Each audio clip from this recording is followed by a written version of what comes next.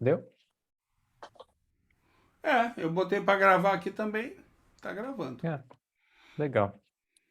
Então, é, a gente estava pode voltar. Bom, ele estava falando aqui de Kant, né? Que Kant tinha uma visão mais autônoma, né? Que teria sido ele o inaugurador da autonomia, né?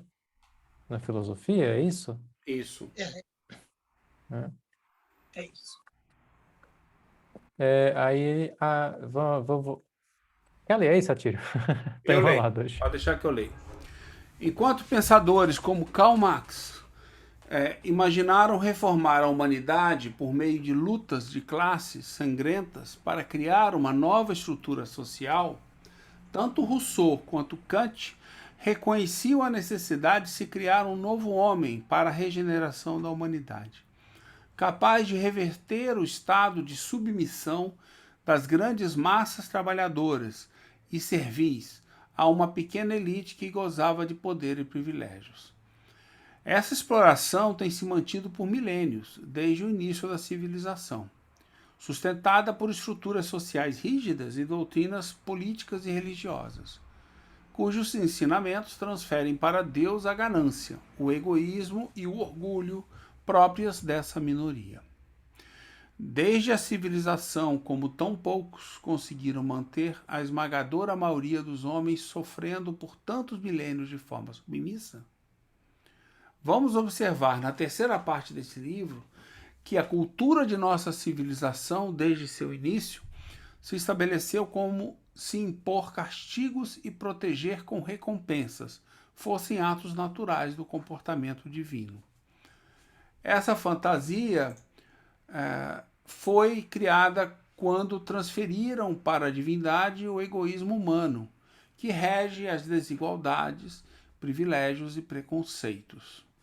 Como vamos demonstrar, confrontar esse equívoco é exatamente o papel da Revolução Espírita.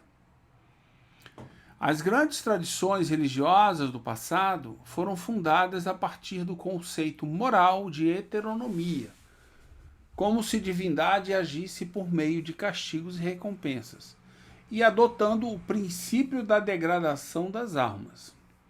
No Velho Testamento, a gênese da humanidade está simbolizada pelas figuras de Adão e Eva, que foram repreendidos pelo erro de comer o fruto proibido e castigados com a expulsão do paraíso.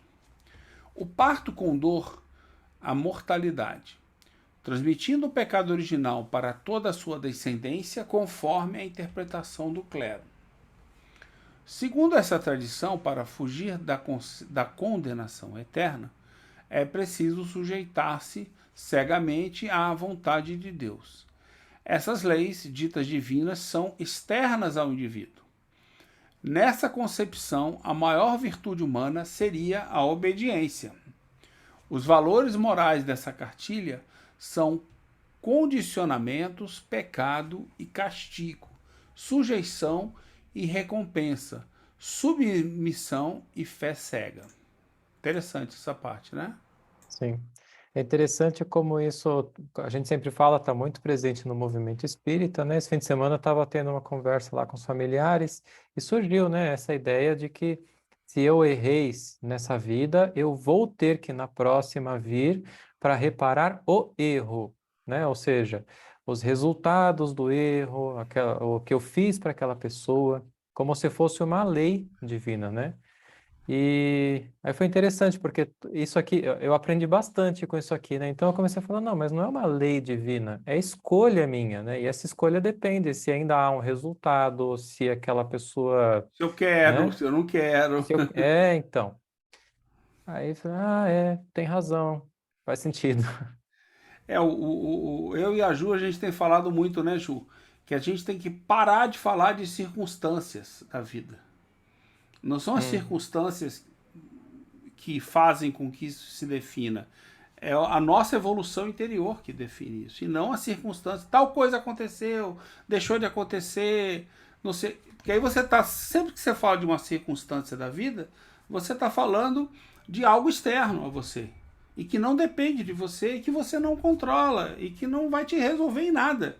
Quer dizer, não tem nenhuma mensagem naquele ato para você, vamos resumir assim, né? Aquilo serve para despertar o seu eu interior, vamos dizer assim, né? Uhum, Eu costumo falar dessa maneira. sim. Mas, Satiro, eu penso que para não ter influência a circunstância, você tem que ser um espírito já uma condição evolutiva muito alta. Eu penso que a circunstância é levada em conta, sim. Porque dependendo da circunstância, você vai fazer uma escolha. No caso, você vai tomar uma atitude. Sim, mas você toma a atitude não porque a circunstância é assim ou assado, mas porque a sua interpretação interior te disse isso ou aquilo. Aí sim. Agora, quando você diz assim, a circunstância me obrigou a fazer isso. Não, isso aí não É é nesse sentido isso. que eu estou falando. As circunstâncias, elas não têm esse peso que as pessoas colocam, no sentido de elas nos fazem nos conduzir dessa maneira. Não, a gente pega elas, avalia com o nosso conhecimento. Ah, mas tem coisa que eu não sei. Paciência, você vai fazer guiado pela circunstância. Faz parte da evolução que nós temos. Nós não somos, como você falou, isso é perfeito. Quando nós formos superiores, vamos saber identificar tudo. Enquanto a Quando gente não você está sabe, numa circunstância que envolve emoção, que é justamente, sim, família, a que é gente cai no isso, erro. A gente cai no a erro que não gente é uma tem imperfeição. procedimentos diferentes, sim, Justamente. né? Sim, a gente. Ainda. Mas não é correto, não é o caminho certo para a gente evoluir. A gente não evolui dando importância para a circunstância. A gente evolui justamente tendo a compreensão, o entendimento de tomar a nossa decisão e agir naquilo ali. Não interessa para que lado. Se escolher o lado equivocado, você vai sofrer com isso. Né? Sofrer daqui a algum tempo, mesmo assim, né?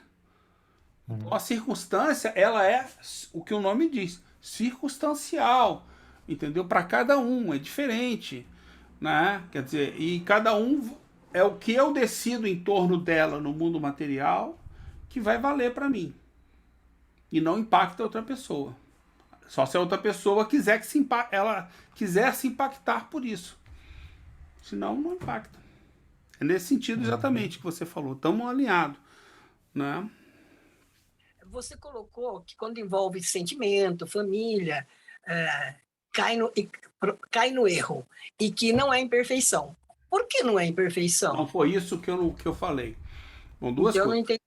Um erro não é uma imperfeição. A senhora entende isso? Certo, Foi isso que eu quis entendo. dizer. Então não cai Tá, na imperfeição. Eu posso tá. errar e não ser um ser imperfeito. Então, faz parte do processo de evolução. Então, não precisa ser erro. Justamente.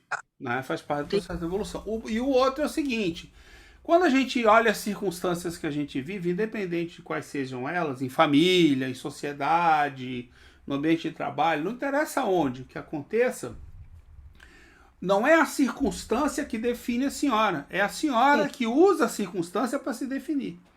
Para usar o seu livre-arbítrio e fazer uma opção. Entendi. Justamente. Ah, e se eu não tenho condição de, eu não tenho livre-arbítrio suficiente para isso? Sinto muito. Você vai errar, porque vai escolher se apegar à matéria, à emoção, não sei o quê. Vai, em um certo momento, adquirir um entendimento. Outra vez que essa circunstância se apresentar, você vai acabar tomando o caminho certo. Eu penso dessa maneira, entendeu? Quer dizer, a circunstância é ferramenta para a gente evoluir. Certo. Mas quem decide não é a circunstância que decide para onde a senhora vai. Concordo. Entendeu? É a gente mesmo que decide. Né? É a gente que tem o poder de decisão. Agora, se fosse circunstância, não haveria livre-arbítrio, então. não, a circunstância eu acho que é um meio, é uma ferramenta para a gente evoluir. Tudo bem, é o mundo material. A circunstância ela é inerente ao mundo material. Se você vem para o mundo material, você vai viver várias circunstâncias externas. Mas elas não têm que definir a senhora. É a senhora que tem que definir ela. Entendeu? Usá-la para se definir. Entendeu? Entendi. Não. Mas aqui, ó, na Gênese, até mesmo, né, quando ele fala, ó, não se deve, quando ele está tratando a questão da nova geração, no item 28 do último capítulo, ele fala assim, ó, quando ele está falando dos espíritos retardatários, né? Aí ele fala assim, que esses espíritos não perderão o direito de estarem na Terra novamente. Ele fala, pelo contrário, muitos voltarão porque haviam cedido à influência da circunstância Justamente. e pelo mau exemplo. Neles, a aparência era pior que a essência, uma vez livres da influência da matéria e dos preconceitos do mundo corporal, a maior parte desses espíritos verá as coisas de maneira completamente diferente de como as via em vida, o que está de acordo com numerosos exemplos. Eu acho que esses exemplos, ele se refere até aos que estão no céu e inferno, né? Até mesmo de Exatamente o que eu criminosos. falei. As circunstâncias são circunstanciais, são oportunidades e não definições.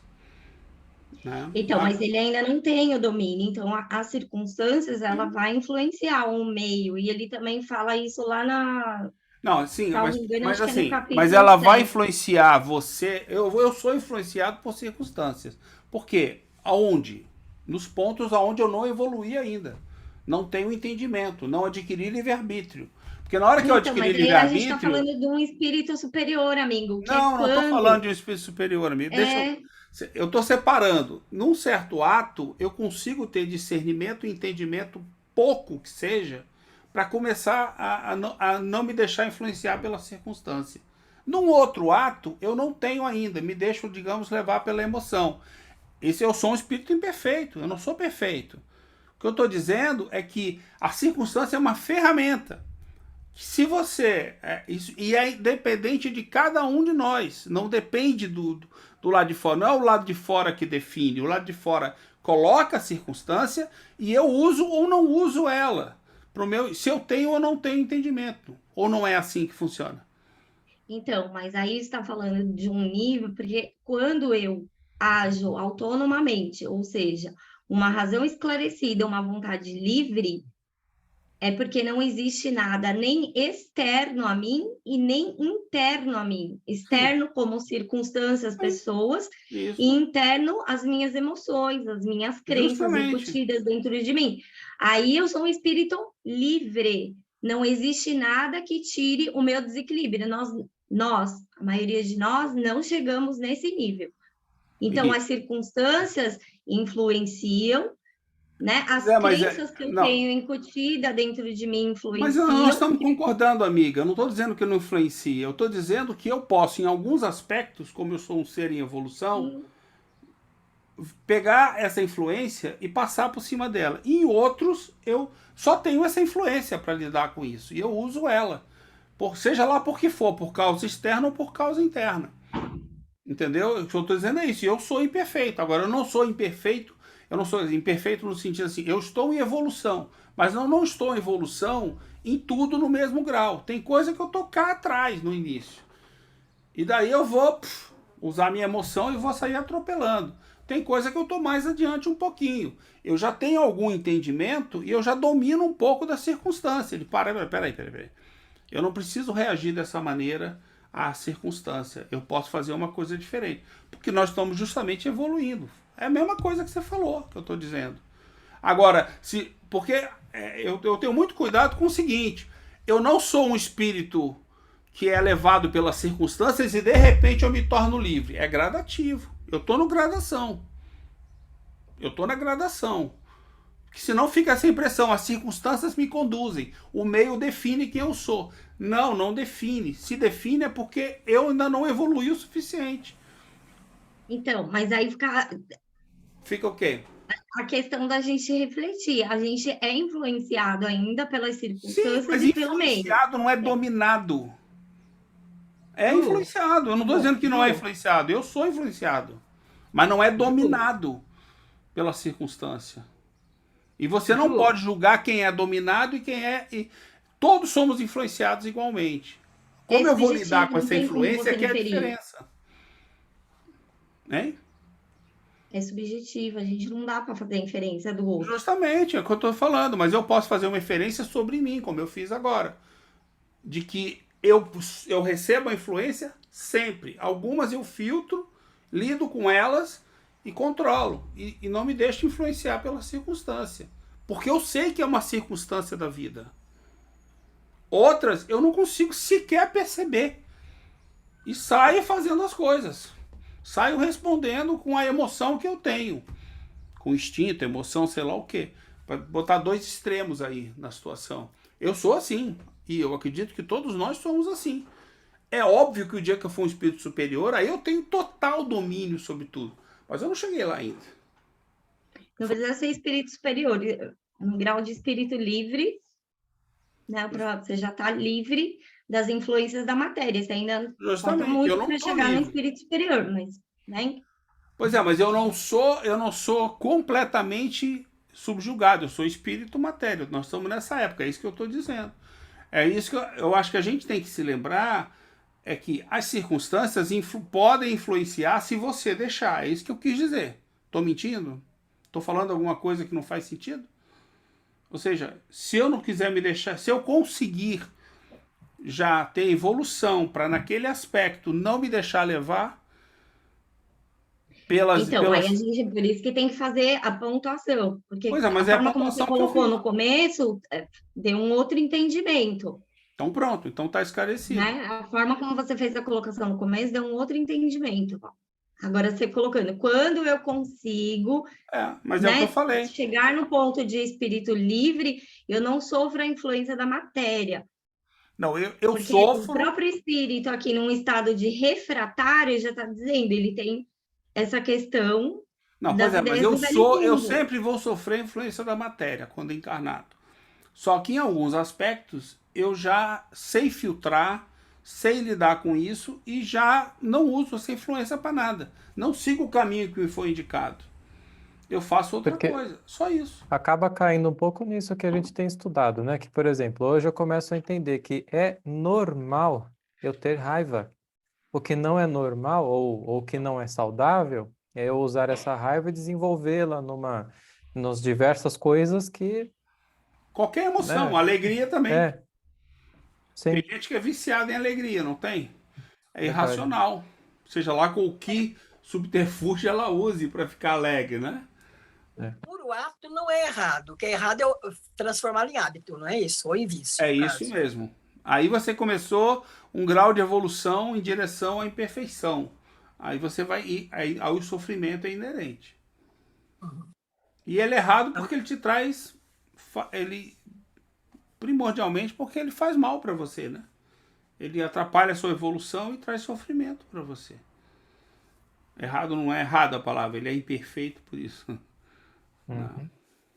E aí um ato, quando a gente fala um erro, tem que classificar o erro. Você está falando de um erro contínuo, que já virou um hábito, ou de um erro momentâneo? Momentâneo. Então, Isolado, né?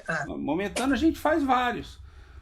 Eu fico tentando me lembrar de que muito poucos de nós desenvolvem perfeição. Mas não quer dizer que a gente não erre. O erro faz parte do nosso aprendizado. Mas errar não é desenvolver imperfeição necessariamente. Você pode errar, aprender e começar a entender que daquele jeito não funciona. Da próxima vez você já começa a fazer diferente. Já não insiste naquilo. Agora eu posso conscientemente saber que aquilo não é certo e querer fazer aquilo daquele jeito. Aí é consciente. Aí você está num belo caminho para desenvolver um hábito que não é muito legal, entendeu? Você escolheu desenvolver aquele hábito. Uma pergunta, veja se eu estou certo, mas pelo que eu entendo hoje, a gente não consegue nem julgar o outro, não, e também não é certo, né? Não Para consigo. falar, fulano é imperfeito, porque de repente a pessoa pode errar por uma vida inteira, mas isso não se transforma numa imperfeição? Não, nós erramos a vida inteira. O ponto é o seguinte: você erra conscientemente no mesmo lugar? Deu Ah, para é entender? verdade, né? Se for consciente. É a reiteração do Conscientemente. erro, não é isso? É. É Esse é o errar pior, esse é reiteradamente. o erro. É aquele que você deve botar na plaquinha de ouro na frente da tua casa. Aí eu erro sempre aqui.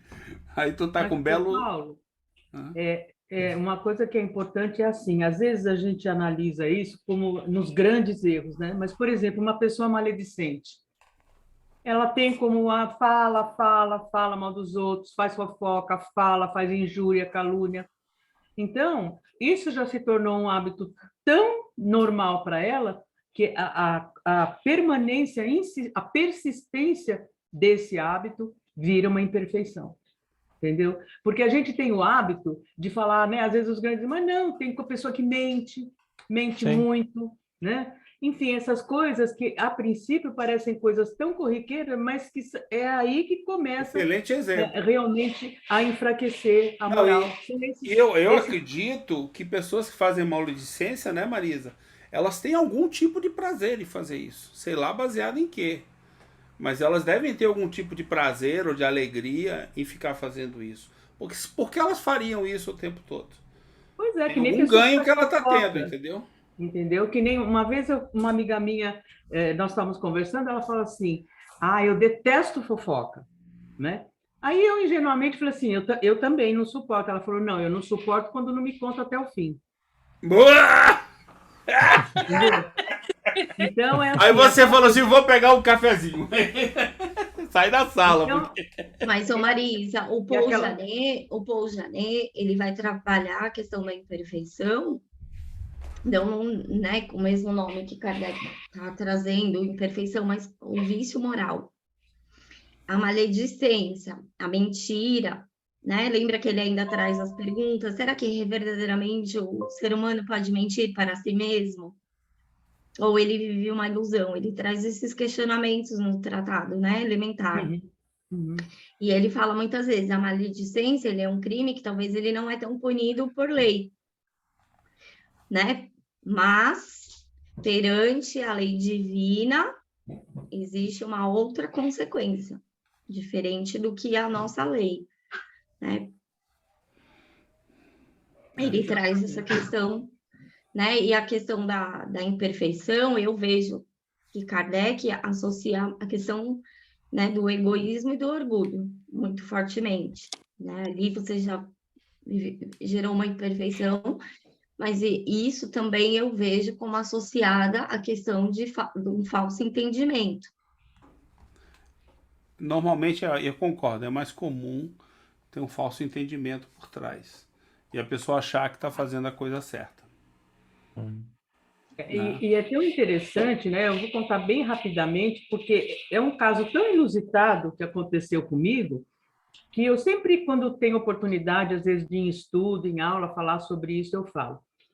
Eu vou contar bem rapidamente, que eu não quero ocupar tempo do estudo, mas assim, há 40 anos atrás, nós compramos aqui o terreno em Itatiba, e eu trabalhava no metrô, o Rui também, meu marido, e a primeira férias que nós tiramos, nós viemos para cá, ficamos no hotel e capinamos o terreno, os loucos, né? 2.500 metros quadrados, a gente de enxada na mão, achando que o terreno ia ficar lisinho, que os pais iam vir no final de semana ver, né?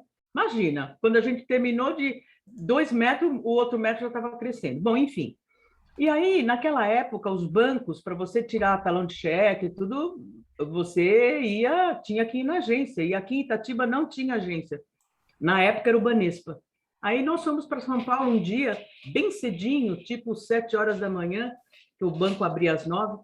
Bom, o fato é que um dia, quando eu voltei, e nós estávamos de férias. Quando eu voltei de férias,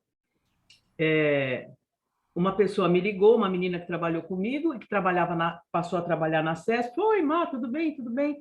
E aí, você está melhor? Aí eu falei assim... Desculpa, gente. Aí eu falei assim, melhor do quê? Aí ela disse assim, não, eu soube que você não está muito bem, porque naquele mês que nós estávamos de férias, a gerência que o Rui trabalhava foi desfeita e os empregados iam ser remanejados, como sempre, para outras áreas, o que de fato aconteceu, né? Ele foi para outra gerência. Bom, enfim. Aí essa pessoa me ligou e disse assim, você está melhor? Melhor do quê? Não, eu soube que você não está bem, né? Que a gerência do Rui foi extinta e parece que ele foi demitido, e me disseram que você estava numa clínica em Itatiba, porque você não estava bem psicologicamente. Eu, hã? Como assim? Não, foi o que me disseram. Eu falei, vamos fazer o seguinte, vamos almoçar, então? Vamos. Então, vocês vejam o que aconteceu. Uma pessoa que eu não sei até hoje quem foi, porque teve um outro desdobramento. A minha chefe, quando eu cheguei de férias, chamou na sala dela e falou assim: Marisa, fecha a porta. O que aconteceu que te viram no banco chorando, de óculos escuros, 8 horas da manhã? Gente, olha isso. Eu fui no banco, estava de óculos escuros, porque eu estava com sono, com cara de sono, para tirar talão de cheque. E uma pessoa me viu no banco, essa eu sei quem foi. Falou: oi, Marisa, tudo bem? Tudo bem. Ah, estou correndo, vim tirar talão de cheque.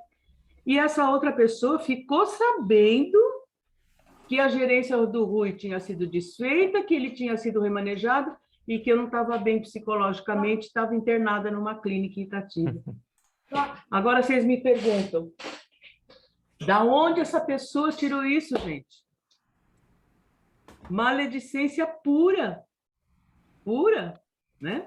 Então, olha que... E aí eu entro numa coisa que o Satiro talvez tenha falado, porque eu acho assim, não sabemos por que mecanismos, né? Talvez analisando mais a fundo Ju, eu, ou mesmo quem não é psicóloga, mas, claro, usa o raciocínio analítico, que prazer que teria essa pessoa em inventar uma história dessa, né? O que prazer que o ser humano sente, às vezes, em fazer uma fofoca, né, tão, enfim, que atinge as pessoas, né? Atinge moralmente, pessoalmente, né? Então é isso, quer dizer, vira hábito na pessoa. A pessoa se compraz, né, em disseminar a fofoca, né, a maledicência, e aí realmente vira uma imperfeição. E a gente sabe, quem trabalhou em empresa, quem trabalha em empresa, sabe que o corporativismo é assim, né? Infelizmente. Sim, É um péssimo hábito, né? sim. Exatamente. Mas envolve algum tipo de prazer, sim, eu concordo com isso. Nem que seja os 5 minutos de glória. Uma satisfação Eu não sei momentânea. se é uma lei, se é uma questão de como é que é, se Compraz. com prazer com o mal. Eu não acredito nisso. Eu acho que tem algum outro equívoco aí que a pessoa construiu, entendeu? É aquilo que falou, é o falso princípio. A pessoa acredita que ela está fazendo bem. Sim, sim, o prazer é o que ela sente, não é prazer com o mal. Ela sente prazer aparecer naquele Você momento, ela quer não avalia. um exemplo bobo, mas assim, quantas pessoas não dizem estar fazendo bem quando, por exemplo, eu estou castigando meu filho, estou fazendo bem para ele. Ela acredita naquilo. Seja qual for o tipo de castigo que ela dá. Ela acredita que o castigo, como é que o pessoal falava antigamente, o pessoal mais velho, molda o caráter, não é isso? Uma coisa assim? O É, castigo isso aí. molda o caráter. Castigo moral. Já ouviu isso? Eu já ouvi pessoal mais velho Já, falando. já, Ou já. seja, ela realmente acredita naquilo. Fala, não, isso aí é um projeto de masoquista, de sadomasoquista. O cara gosta de ficar torturando os outros. Não, ele acredita naquilo, entendeu? Ele acha que está fazendo bem. Então eu acho que a gente tem que. É por isso que é complicado você julgar os outros, entendeu? Você não sabe o motivo da pessoa fazer. E também, não sei, acho que no máximo isso ajuda a gente a pensar sobre a gente mesmo, né? Porque a gente faz Sim. isso, né? A gente já achou que o castigo, tá vendo? O cara mereceu aquilo. Quem falou isso acabou de falar a mesma coisa. O cara foi castigado e ele mereceu o castigo. Mas o castigo resolve o quê? A gente está vendo que nada, né? Não é o castigo que vai fazer a pessoa ter entendimento e evoluir. É. Não é isso. É outra construção diferente dessa. Né? Por isso que é falso esse tipo de pensamento. É errôneo e falso. Eles incutiram isso na gente. Né? É isso aí. Isso aqui? Vamos lá. Nas doutrinas reencarnacionistas do Oriente, a mitologia é outra, mas os valores inerentes são os mesmos. Em suas narrativas, originalmente a alma é boa como criação de Deus, mas ao manchar-se pelo pecado provocado pela desobediência e pelos erros cometidos, determinam a reencarnação como castigo, recebendo a pena de viver como animais, insetos, mulheres ou párias, conforme a gravidade do delito. De acordo com o hinduísmo, por exemplo, as almas criadas perfeitas caíram pelo erro e foram encarnadas no mundo como punição, sendo mantidas na roda das reencarnações até que se purifiquem e voltem ao todo universal. Na Grécia Antiga, os mitos descreviam a queda da alma que vivia junto aos deuses, quando sucumbiu ao orgulho e egoísmo, ocasionando sua degeneração e condenação a encarnar como homem ou animal. Penalidade que se estenderia até a superação de todos os seus pecados. De acordo com esses mitos, quanto mais simples, pobre e trabalhador braçal for o indivíduo, mais culpado e pecador teria sido no passado.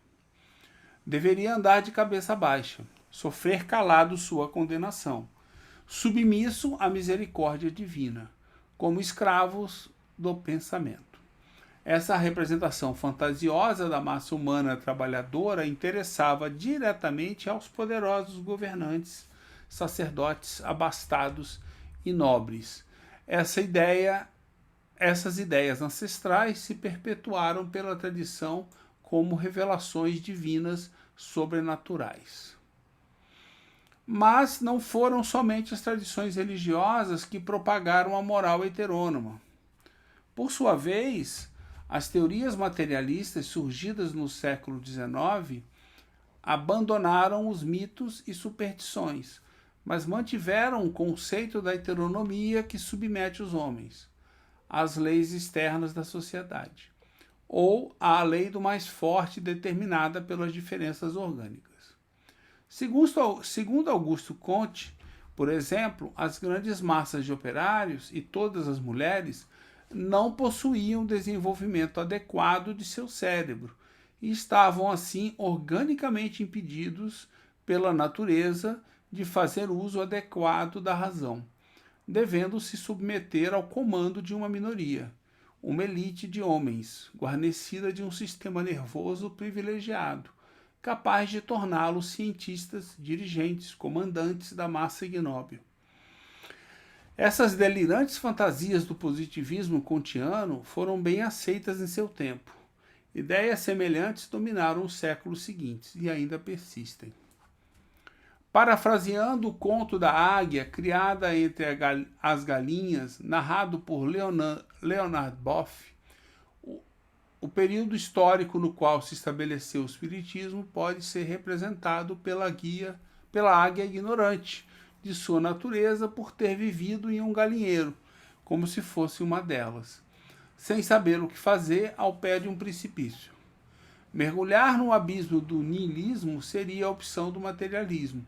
Retroceder como uma galinha de asas encolhidas, pé ante pé, seria a escolha da restauração monárquica e clerical, retornando aos escombros do velho mundo. Por fim, mirar as nuvens, enfrentar o novo, abrir as asas e voar, perseguindo seu destino como nobre ave, é o que propunha o espiritualismo racional. Tem uma nota aqui no Leonard Boff. Boff Leonardo, a águia e a galinha, uma metáfora da condição humana. Editora Vozes. Se ao animal é natural o condicionamento, permitindo os benefícios da evolução das espécies e de sua conservação, a natureza do espírito humano é o livre-arbítrio. O livre pensamento faz do homem um ser inteligente, proativo, com opinião própria. Desse modo, a teoria da autonomia é a base fundamental de transformação que germina na humanidade, representando sua regeneração pela construção de um mundo novo. O filósofo e psicólogo suíço Jean Piaget, estudando o juízo moral na criança, estabeleceu uma associação entre moral heterônoma, coação e submissão, e moral autônoma, cooperação e respeito mútuo. Vejamos. Reconhecendo com efeito a existência de duas morais na criança, a da coação e da cooperação, a moral da coação é a moral do dever puro e da heteronomia. A criança aceita do adulto um certo número de ordens, às quais deve submeter-se. quaisquer que sejam as circunstâncias. O bem é o que está de acordo, o mal, o que não está de acordo com essas ordens. A intenção só desempenha pequeno papel nessa concepção. E a responsabilidade é objetiva.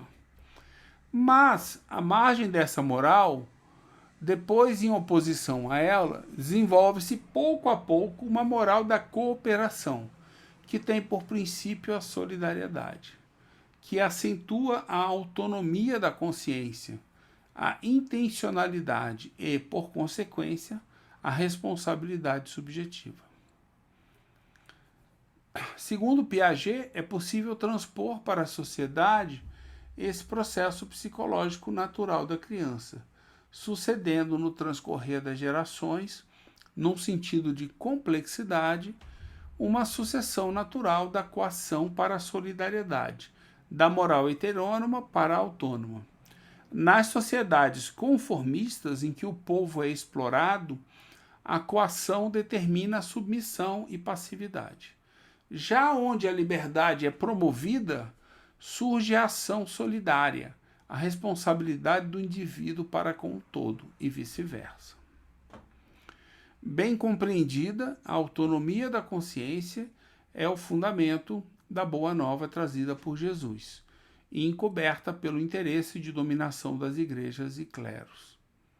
Ideia moderna, intuída por Rousseau e teorizada por Kant, a moral pela educação libertária influenciou as gerações francesas, depois da Grande Revolução. Nesse momento, os espiritualistas racionais tinham como objetivo superar a luta de opostos radicais, representada pelos filósofos materialistas de um lado e pelos autoritários e saudosistas restauradores do poder papal e da monarquia de outro. Os espiritualistas criaram um terceiro caminho, quando tomaram a Universidade de Humanas, na época, Ciências Morais, e fundaram uma filosofia libertadora, baseada no conceito de educação pela liberdade e pela autonomia moral, sustentada por pensadores como Royer Collard, Maine Debihan, Victor Cousin, Theodore Geoffroy. Essa filosofia espiritualista moderna foi ensinada nas escolas, sendo responsável pela educação moral da geração que veria surgir o espiritismo na França. Tudo tranquilo? Tranquilo. Vamos lá. É. Eu quero comer aquilo que a Marisa está comendo ali, Ju. Olha que na hora que ela pegou, Ah, era pipoca não, mesmo, isso eu eu não senti quero. até o cheiro. Isso eu não gosto. Tá tudo bem, pode comer. Então,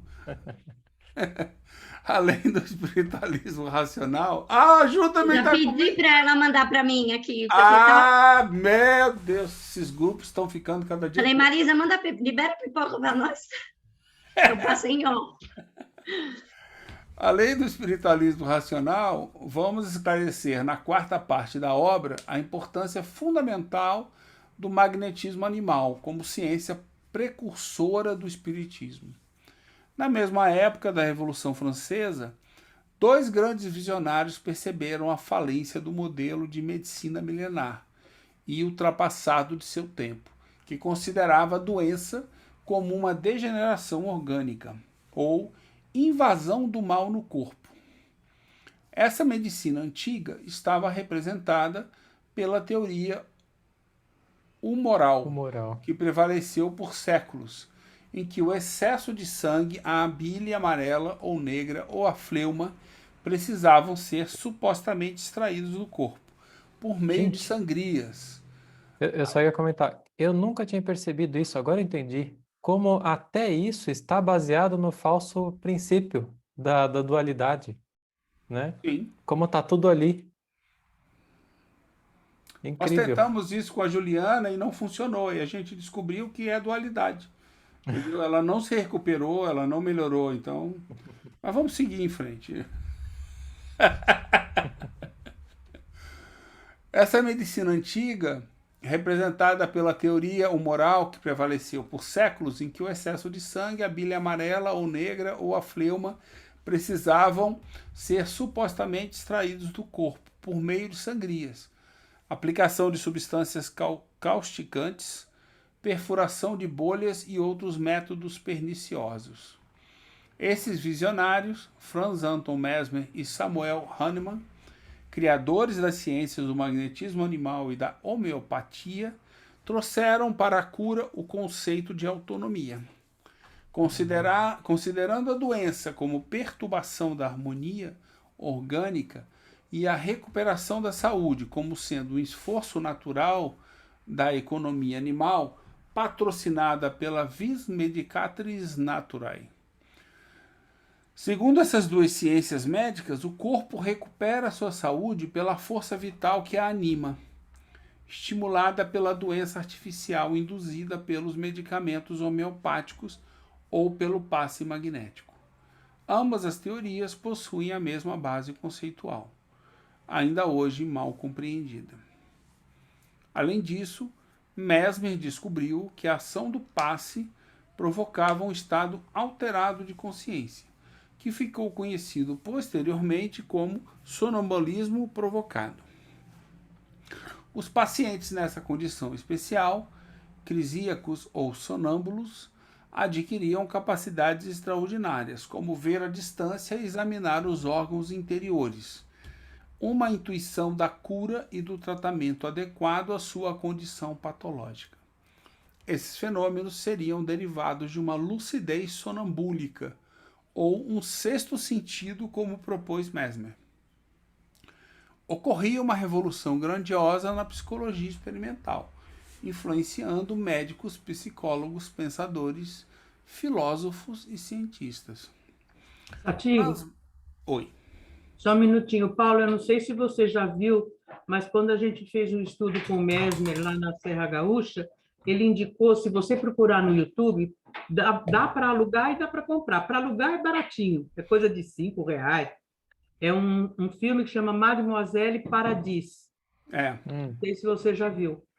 Que, Não. assim, em termos de produção, não é nenhuma Brastemp, mas dá para a gente ter uma ideia do trabalho de Mesmer, tá? É um Legal. filme mais fidedigno sobre como o Mesmer trabalhava do que os outros que existem aí, entendeu? Legal. Vou olhar. Pois bem, o Mademoiselle Paris, Paradis. Mademoiselle Paradis. Paradis. Como se fosse paradiso, mas sem o O no final. Paradis. Isso. Depois fala comigo, dona Miriam, que eu ajudo a senhora e o Paulo. Tá bom. Pois bem, o professor Rivail estudou a ciência do magnetismo animal, teórico e prático, tanto no âmbito da cura, como também quanto a todas as fases do sonambulismo, por 35 anos antes de elaborar a ciência espírita. Esses diversos precursores, iluminismo, espiritualismo racional, a teoria moral de Rousseau e Kant, a ciência do magnetismo animal e da homeopatia, além das doutrinas sociais fundadas na ideia de liberdade, igualdade e fraternidade, tinham em comum a fundamentação teórica no conceito moderno de autonomia intelectual e moral. E o professor Rivail, educado pelos princípios de Rousseau e Pestalozzi, tornando-se importante especialista desse tema, compreendia muito bem esses conceitos fundamentais. Quando Kardec estabeleceu o diálogo com os espíritos, adotando critérios rigorosos para testar a origem e validade dos seus ensinamentos inequívocos, uma teoria bem definida foi surgindo, de forma evolutiva e sustentada, uma mensagem apropriada ao seu tempo e que apontava para a transformação moral da humanidade. Pretendemos elucidar essa teoria esquecida, demonstrando que a moral espírita valida a tese da autonomia moral, ao denunciar a falsidade da degeneração da alma pela queda, como causa de castigo divino.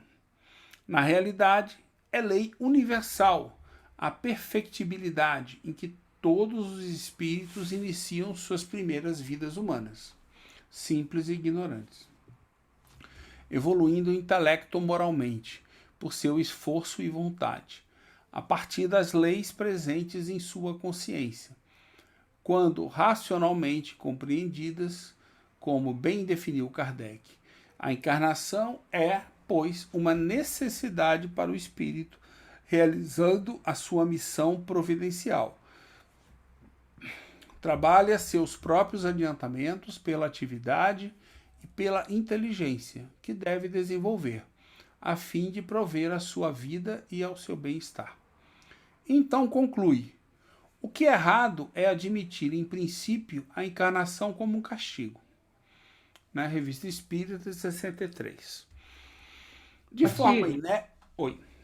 Só um minutinho. Se vocês quiserem, essa parte que ele fala do Pestalozzi, tem 2 livros aqui, se vocês quiserem. Um é esse aqui, ó, Pestalozzi, Educação e Ética, tá? Você falou dessas obras. Coloca lá no grupo os nomes pra gente, aí a gente vai atrás. E o outro é esse aqui, ó. Quem quiser conhecer o Kardec ainda como professor Rivaio... Falou muito bem, isso aí eu tenho já. Textos pedagógicos. Paulo tem, né, Paulo? Paulo? Tenho. Textos bem bacana também. Eu ainda não tive tempo de dar uma olhada. E dei uma olhada por alto, é bem legal, parece. É boa indicação isso daí. Sim. Dá tempo ainda? Ninguém nada a comentar? Dá para ler mais um pouquinho. De forma inédita, os espíritos superiores vão ensinar que a autonomia fundamenta uma lei natural da criação universal. Ainda na parte 4ª, veremos que o Espiritismo revela e explica a admirável lei natural da escolha das provas, que sustenta sua teoria moral, cujos fundamentos e consequências vamos explorar minuciosamente nessa obra. Segundo essa lei revelada pelo Espiritismo, não há acaso nem punição nas situações penosas da vida, pois o espírito as escolheu voluntariamente na erraticidade, antes de sua encarnação, como provações para o seu adiantamento. Elas são, pois, produto do livre-arbítrio e não da fatalidade.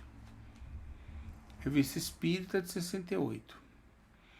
O que vamos evidenciar nesse livro, enfim, percorrendo o caminho da história e filosofia da ciência espírita, é que a doutrina moderna da autonomia moral e intelectual seja representada pelo livre exame, liberdade de consciência ou fé raciocinada. É o alicerce fundamental do Espiritismo, como explica Kardec quanto ao livre pensamento. Ele simboliza a emancipação intelectual, a independência moral, complemento da independência física. Ele não quer mais escravos do pensamento do que escravos do corpo, porque o que caracteriza o livre pensador é que ele pensa por si mesmo e não pelos outros. Em outras palavras, que sua opinião lhe pertence particularmente. Pode, pois, haver livres pensadores em todas as opiniões e em todas as crenças. Nesse sentido, o livre pensamento eleva a dignidade do homem. Dele faz um ativo inteligente em lugar de uma máquina de crer. Revista Espírita, né? 67. Legal. Para a fundamentação, vou ler mais um pouquinho. Para a fundamentação da moral em suas obras, o filósofo Kant definiu os conceitos de educação pela liberdade, moral autônoma, livre-arbítrio, religião natural e fé racional. Na concepção desse autor, liberdade e autonomia estão essencialmente vinculadas. Nesse sentido, iluminismo ou esclarecimento é pensar por si mesmo, agindo moralmente segundo os valores de sua consciência, mesmo em prejuízo de nossos interesses próprios, e independente de regras convencionais ou das religiões formais. Não foi por acaso que o professor Rivail adotou esses conceitos e significados para definir o Espiritismo em suas obras. Para ele, o Espiritismo tem tendências liberais e antirretrógradas. Tal é, com efeito, a impressão que ela produzirá sobre todos aqueles que se derem ao trabalho de estudá-la. Diante daqueles que viam uma nova seita no movimento espírita que surgia, Kardec vai demonstrar, sem rodeios, tratar-se de um grande erro, porquanto sua ignorância das tendências do Espiritismo é tal que não sabem mesmo que é uma doutrina liberal. sendo também emancipadora da inteligência, inimiga da fé cega, que vem proclamar a liberdade de consciência e o livre exame como base essencial de toda a crença séria. Idem, revista 67. Paramos aqui? Tem mais um parágrafozinho, acho que é O legal. Espiritismo é uma doutrina liberal no sentido do movimento iluminista e do espiritualismo racional de seu tempo, aos quais se vincula, como afirmou o professor. Toda defesa do espiritualismo racional abre o caminho do espiritismo, que dele é o desenvolvimento, combatendo seus mais tenazes adversários, o materialismo e o fanatismo. Legal.